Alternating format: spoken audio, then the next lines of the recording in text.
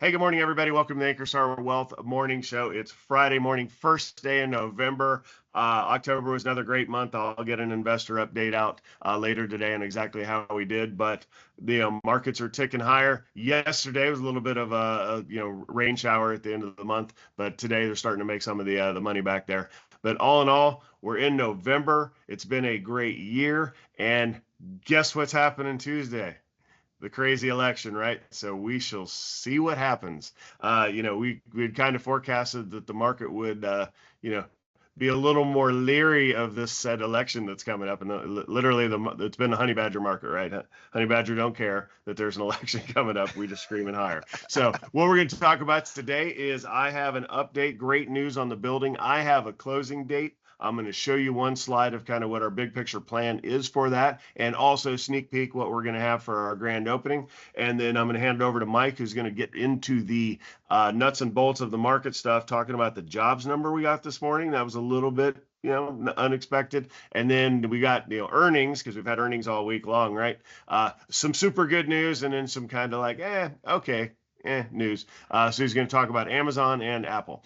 With that, this is a financial presentation, so you have to do your own due diligence before acting upon anything here in this presentation. More disclaimer information is available at AnkerstarWealth.com, and the opinions expressed are Mike and mine alone. Let's show you our marketing page. This is out of our investor slide deck, so this doesn't go out to the free world, just goes out to the team here.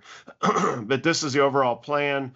You can see we'll start in the right hand side. That's a picture of the whole office park in color at the top there. That first building you see, the one that appears close to you in the screen, that is angled towards the entrance. That is the Ankerstar Wealth headquarters building, which is so close to being done.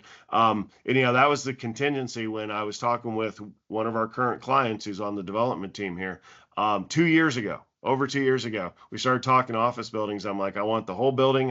It's 4 units kind of put together. I want everything under one roof, and I want the cornerstone building, i.e. the one that's at the entrance, right? I go, if you can deliver on that, then we got a deal. He goes, done. I was like, wow. And here we are 2+ years later. We're closing on November 21st. So yeah, we kind of talked October, and then we talked early November. Then we just said, okay, uncle, all the pieces are falling into place. Over time, this has happened for us to be able to get the keys on November 21st. That does not mean the party's on November 22nd. No, it's not. Do not show up at the door, please, because I don't have any furniture and stuff like that. But over that Thanksgiving week, we should be able to get the projectors installed for the infinity wall, for the classroom portion, which I have labeled in the lower left there as war room. Everything's looking fantastic for there, and it's going to take a while for the speakeasy / executive lounge and the square there at the middle bottom of the floor plan for that to happen, and then the furniture throughout the rest, and for everybody to get their office set up. So what does all that mean? Let's go January 1st, right? January 1st is going to be our grand opening. We're going to have an open house from noon to midnight. It'll be a come and go. We'll have food trucks in the parking lot. It's going to not be, it's a no RSVP thing. So come out for when your favorite team's playing, or maybe you don't like to watch when your favorite team's playing in front of a crowd, right? Many of us are like that. So that's the deal. There will be far more details to come out. But super excited to get the building, the classroom, the executive lounge going. All of that is going to be really pretty neat. And just a little inside baseball for everybody that listens. Our marketing strategy, which Mike and I are, it would be overplaying our hand to say that we've become master marketers. That's not true. We are cutting our teeth in the marketing space to try and do this correctly, right? So we're studying from the mentors before us that have done this, where we're looking at kind of targeting what I call the Quad City area of North Austin. That's that Georgetown, Cedar Park, Leander, Round Rock area. For those of us that are here in Texas, right? So again, kind of hitting that area hard to bring folks into the classroom, provide value, and demonstrate our worth to folks. And hopefully that leads to generating, a larger client base and more assets under management. All right. And we're going to bring the team out quarterly so we can all see each other face to face. Now we have a facility to do that, and get a picture of us all as a team. So, all right, that's what I've got for the building stuff. So, Mike, over to you. You can talk building stuff if you want, or you can go right on into the jobs number. Well, part of building the building is you are creating jobs to get that building There you completed. go. I knew it. I knew it was there. We knew you weren't just doing it on your own. So I want to say, with this jobs number, the economy added just 12,000. Steve is responsible for, I don't know, half of them are working on my building. That's right. Half of them are working on the building. So this is one of these numbers, 12,000 jobs, on an economy with as many people as we have. This is a low number, a lower than you'd expect number. But this is one of those times when bad news is good news. Sometimes we come out with bad news, and we obviously would like job numbers to be higher for this overall, our country, people, economy, all that. But I'm going to put the good side of it. By it being lower, that means our economy is not just growing gangbusters, and that is more likely to confirm the Fed's decision to reduce the discount rate going forward in future meetings. If this number had been blowout high, you might have seen the market sell off a little bit just because they'd say, oh, the interest rate's not going to be reduced. Now, why was the number low? Hurricanes, guess what? Those happen every year. Very unfortunate. Boeing strike, that doesn't happen every year, but it certainly continues on. The unemployment rate did stay at 4.1%, so that's in line with expectations. So just like I said, it's originally they were expecting the job rate to be 100,000. It came in at 12, which seems significantly lower. But it's that bad news is good news. I'll flash real quick to the overall market today, and you can see that Dow's up 1%, S&P 1%, NASDAQ 1.25%. There you go. Market's up. And two of the main components are the highest, the Mag 7, we'll say, reported yesterday. And I'm going to cover the first is Amazon, which, did fantastic. So popped on an earnings beat. I'm going to scroll down here real quick. Earnings, $1.43 versus $1.14 expected. That's a big beat there. And then revenue, slightly higher, just by like $1 billion, and then, they break it down a little bit into advertising, web service. Those were right in line. But, another, just real quick, their CEO came out, pledged more AI investments, and it's going to pay off and all that. So that's good. We like that. They're making their business more efficient. And I know that Amazon is, boy, I tell you what, if I had to pick what companies I use Amazon more than most. So I would never. Amazon is the future. And here I have to show their graph. So this is a year-to-date graph.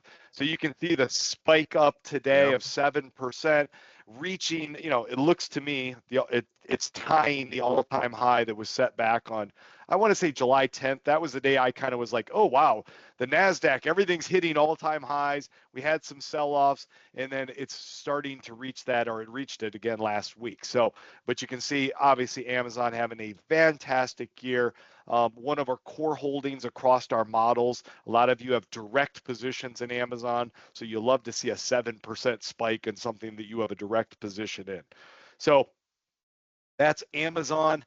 I always think it's interesting. Andrew Jassy is the president, and it's like, but when I think of Amazon, I don't think Andrew Jassy. Sorry, Andrew. Right. I think Jeff Bezos. So, and I did not friend Jeff Bezos on LinkedIn or Andrew. I just keep denying their friend requests to me. So let me go to the other big component, and this is we pretty much have close to an equal weight between Apple and Amazon, maybe not total in the book, but at least in our models. Apple sales went up 6%. Early iPhone 16 demand. One thing I noticed on their earnings is they report out on a lot more things. So earnings per share and revenue, certainly those are the two key things, and you can see they beat by a little bit, just a tiny bit. But then they have all these other components. And as I was looking at this today, and you can see that when you measure yourself across so many things, you're going to miss somewhere. It's almost like, so Mac, Mac revenue's down a little bit versus expected. iPad revenue, and I almost like when I step back and I look at this, I think, it's almost like your report card, your quarterly report card is so detailed, that you're going to miss somewhere. And so they missed on a couple, components within that. Did not change us. Actually, one key component they exceeded on is gross margin, which that one's huge. Because that's how much profit they're making on their whatever they're investing in across these. But I will say that Apple is down a little bit today, just 1%. If we look at its overall year to date, this is the daily graph, but overall year to date, it's very similar to the Amazon graph. It did peak July 10th, right around there, July 16th, July 10th, touched that all-time high again. And then it's down off a little bit, just a few percent. So two of our major components. So this week, so let me give you a summary. 5 of the Mag 7, we're not going to count Tesla, so 5 of the Mag 6 for us. Google beat and up 6-7%. Amazon beat up 6-7%. Apple pretty much in line, sold off 1% or 2%. Microsoft guided, they beat on their earnings and revenue, but they guided down a little bit. That's why they sold off about 5% yesterday, although they've rebounded some today. And then Meta, same kind of thing as Microsoft. They hit the key numbers, but then guided a little bit. They didn't have quite as many users, so they were down a little bit. So that's 5, probably, the 5 most important stocks if you look at the S&P 500, except for one, NVIDIA. That'll be out later. But those 5, we'd say pretty good report card when you look across the board for all 5 of those. Nothing out of these earnings report came out that was like, oh, it's time to get out of Amazon or Apple. Nothing like that. So, good news going forward. Election next week. We have no idea, what's going to happen, how the market's going to react. To me, the markets kind of went up going into this election. So they may be, pricing in whatever news people want to price in. They'll be either happy or disappointed next Wednesday, we hope. Yeah, well, we shall see. When Mike's talking about the names, Amazon and Apple, it's one of those things. It's us like, the keys to investing. You can get into charts and talk PE ratios and all that stuff, or you can just invest with things. It's like, I basically wear Apple every day. I'm on an iMac.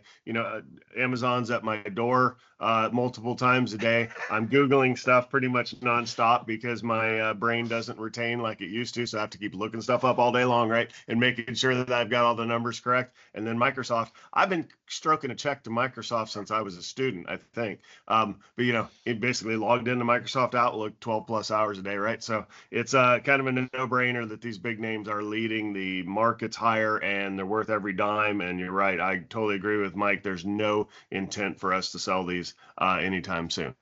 So with that brings October to a close. Have a great weekend. Half the country's going to be crying and out on Tuesday night, probably, or maybe all of us. I don't know. We shall see. But enjoy your weekend, and we will see you guys back on Monday. Have a good one. Bye.